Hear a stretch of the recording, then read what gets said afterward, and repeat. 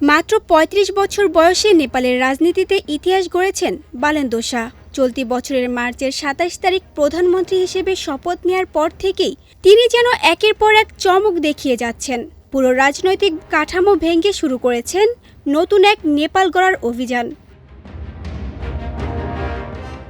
ক্ষমতায় বসার মাত্র ২১ দিনের মধ্যে সবচেয়ে বড় পরিবর্তন আসে ভিআইপি সংস্কৃতিতে।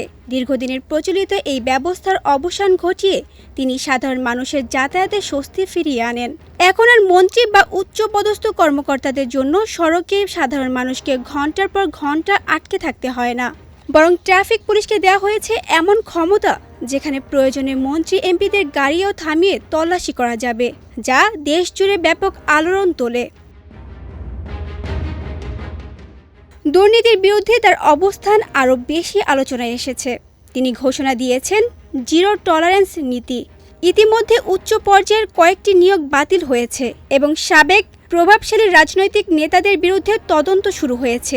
একাধিক গ্রেফতারের ঘটনাও জনমনে নতুন আশার সঞ্চার করেছে। শিক্ষা ব্যবস্থায় এসেছে বড় পরিবর্তন।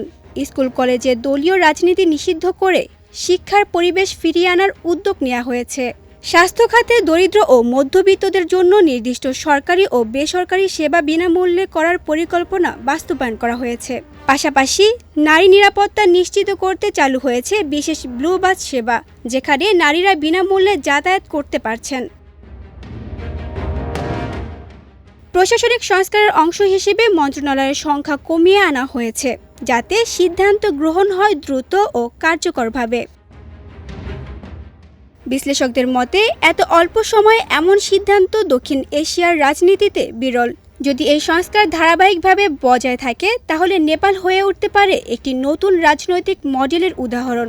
তরুণ নেতৃত্ব, সাহসী সিদ্ধান্ত আর কঠোর অবস্থানে ইতিমধ্যেই বদলে যেতে শুরু করেছে দেশটির রাজনৈতিক দৃশ্যপট। তানজু হাবিবা, বিজয় টিভি, ডেস্ক রিপোর্ট।